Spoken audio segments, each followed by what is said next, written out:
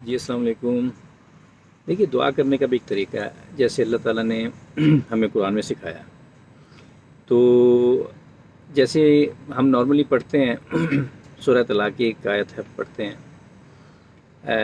وَمَن يَتَّقِ اللَّهَ يَجْعَل لَّهُ مَخْرَجًا، جو اللہ سے ڈرتا ہے اللہ اس کے لیے راستے نکال دیتے ہیں۔ وَمَن يَتَّقِ اللَّهَ يَجْعَل لَّهُ مَخْرَجًا، اس کے لیے راستے نکال دیتے ہیں۔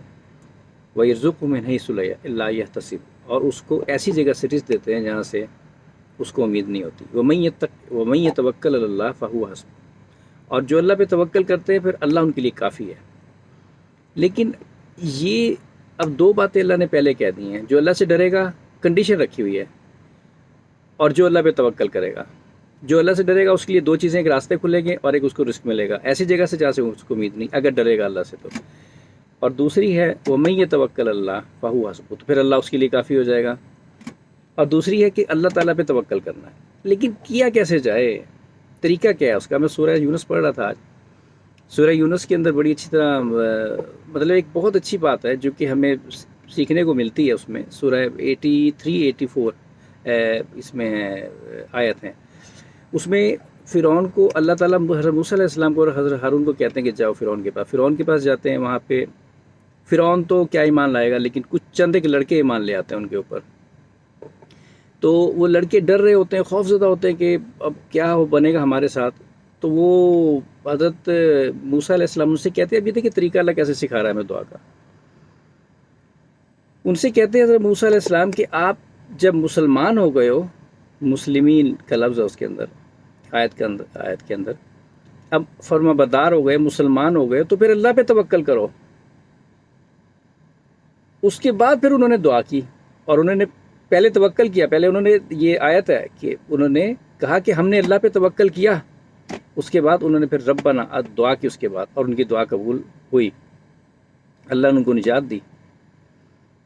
ہمیں یا اللہ ان سے دعا کی کہ پہلے انہوں نے کہا کہ ہم نے توکل کیا، اور پھر اس کے بعد انہوں نے کہا ہم اللہ ہمیں نجات دے اس سے، فرعون سے، تو انہوں نے اللہ تعالیٰ نے نجات دی۔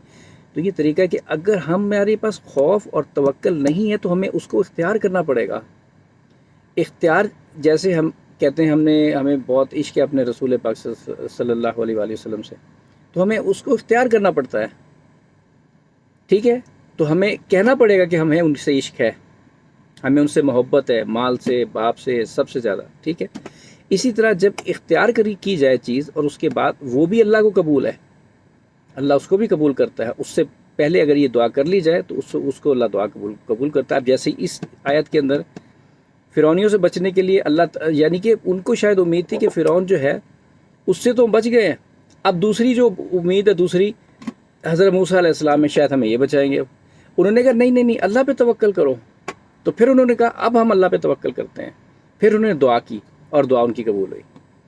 تو انسان کو اختیار کرنی پڑتی ہیں چیزیں، اور کہنا پڑتا ہے دعا کرنے سے پہلے کہ یا اللہ میں تیرے پہ توکل کرتا ہوں پوری طرح سے، سارے میرے جو ہے نا ذرائع، سارے سورسز میرے ختم ہو چکے ہیں، اور میں تیرے اوپر توکل کرتا ہوں، اور میں تیرے سے ہی دعا کرتا ہوں، اور تیرا خوف میرے دل کے اندر ہے، اور بے شک ہم کمزور ہیں، ہمارے اندر وہ دنیاوی چیزیں زیادہ ہیں، اپنی جیسے بھی دعا کرنی اس کے بعد، لیکن یہ کہ اس کے اندر اختیار کرنی ضروری ہے، اپنے اوپر طاری کی جائے، اپنے اوپر اختیار کی جائے، انشاءاللہ تعالیٰ دعا ضرور قبول ہوتی ہے۔ السلام علیکم ورحمۃ اللہ وبرکاتہ۔